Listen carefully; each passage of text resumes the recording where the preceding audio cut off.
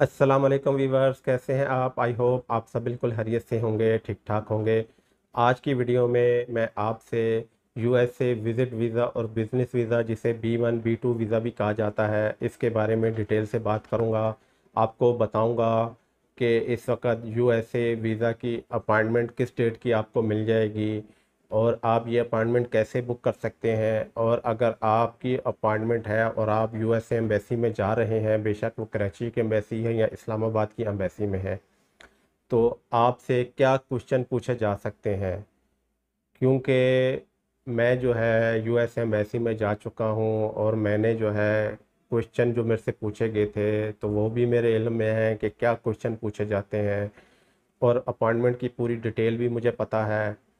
और हालांकि पहले मैंने इस टॉपिक पर एक वीडियो बनाई थी, लेकिन उसके बावजूद काफ़ी सारे दोस्त मैसेजेस कर रहे थे, कॉल्स कर रहे थे कि हमें बताया जाए कि किस किस्म के क्वेश्चन पूछे जा सकते हैं और कब की अपॉइंटमेंट हमें मिल जाएगी। तो इसलिए आज दोबारा से मैं ये वीडियो बना रहा हूँ ताकि आपको डिटेल के साथ मैं बता सकूँ। तो सबसे पहले तो मैं आपको बताता चलूँ कि आपने यूएसए विज़िट वीज़ा, जिसको B1 B2 वीज़ा भी कहा जाता है, इसका एप्लीकेशन फॉर्म फिल करना होता है, जिसे DS-160 फॉर्म कहा जाता है। तो और आपने $160 किसी भी अलाइड बैंक में जाकर पे करने होते हैं। जब ये आप पे कर लेते हैं तो उसका कोड वही बैंक वाले ऑटोमेटिकली तरीके से आपकी जो एप्लीकेशन है उसमें वो डाल देते हैं, और आपकी एप्लीकेशन जो है वेरीफाई हो जाती है और उसके बाद आपको अपॉइंटमेंट नज़र आना शुरू हो जाती है। तो आपको मैं अपनी अपॉइंटमेंट भी दिखाता हूँ। फ्रेंड्स, ये देख सकते हैं आप, ये अलाइड बैंक लिमिटेड में जब आप $160 पे कर देते हैं तो इस तरह की रसीद आपको मिलती है। उसमें आपका NIC नंबर लिखा होता है और ऊपर आपका कोड भी लिखा होता है। ये ऑटोमेटिकली तरीके से आपकी एप्लीकेशन वेरीफाई हो जाती है, कोड उसमें चला जाता है और उसके बाद आप अपनी अपॉइंटमेंट चेक कर सकते हैं। तो आप अपनी मर्ज़ी की अपॉइंटमेंट जिस डेट की भी चाहें, जो अवेलेबल हो कराची इस्लामाबाद से, आप ले सकते हैं। लेने के बाद जब आप अपॉइंटमेंट ले लेते हैं तो इस तरह का कंफर्मेशन लेटर आपको मिलता है। ये देख सकते हैं आप, इसमें पिक्चर लगी होती है आपकी, या ऑनलाइन आपको आपकी एप्लीकेशन में ये पिक्चर लगानी होती है, वाइट पिक्चर होती है, ठीक है, 2x2 की। तो इसमें कंफर्मेशन नंबर भी आपको लिखा होता है और इसके साथ इसमें तफसील से लिखा होता है कि आप कौन कौन सी चीज़ें अपने साथ लेकर जा सकते हैं और किस टाइम की आपकी अपॉइंटमेंट है, डेट वगैरह सब कुछ लिखा होता है। ठीक हो गया। ये देख सकते हैं, ये अपॉइंटमेंट कंफर्मेशन इसमें भी है, मेरी पूरी तफसील के साथ लिखा हुआ है। ठीक है। तो ये चीज़ें आप जो है अपॉइंटमेंट वाले दिन लेकर चले जाते हैं एम्बेसी में। ये ज़रूरी होती है कंफर्मेशन लेटर। रसीद की आपको ज़रूरत नहीं है, लेकिन आप कंफर्मेशन लेटर साथ लाजमी लेकर जाएंगे। तो ये तरीक़ाकार होता है अपॉइंटमेंट लेने का। तो अपॉइंटमेंट का भी आपको बता दूं कि इस वक्त पाकिस्तान के अंदर आपको अपॉइंटमेंट 2022 जुलाई के बाद की मिलेगी। अगर तो कराची से आप लेना चाह रहे हैं या इस्लामाबाद से लेना चाह रहे हैं तो आपको तकरीबन 2022 में जून जुलाई के बाद मिलेगी।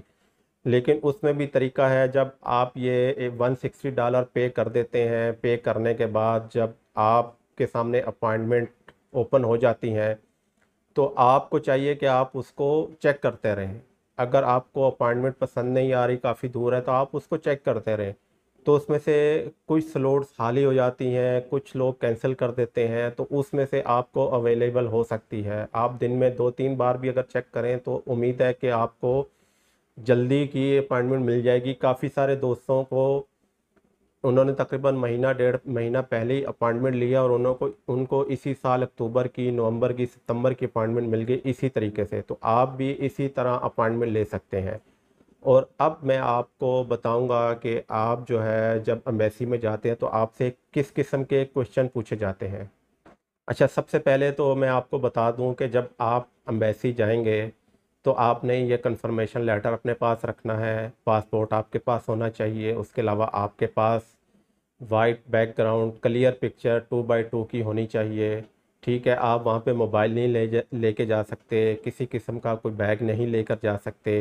ये चीज़ें सिर्फ आपने लेकर वहाँ पे जानी है। उसके अलावा आपके डॉक्यूमेंट्स होंगे, डॉक्यूमेंट्स में भी ना वो आपकी बैंक स्टेटमेंट देखते हैं, ना ही वो आपके टैक्स रिटर्न देखते हैं। सिर्फ आप अपने अगर गवर्नमेंट एम्प्लॉई हैं तो आप एनओसी अपने पास रख सकते हैं, क्योंकि एनओसी वो आपसे पूछ सकते हैं।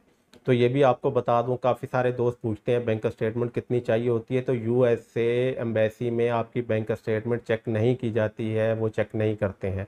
वो सिर्फ आपसे इंटरव्यू लेते हैं और आपकी एप्लीकेशन देखकर ही आपको वीज़ा दे देते हैं। तो फिर भी अगर आप कोई डॉक्यूमेंट्स लेकर जाना चाहें तो आप लेके जा सकते हैं, कोई पाबंदी नहीं है।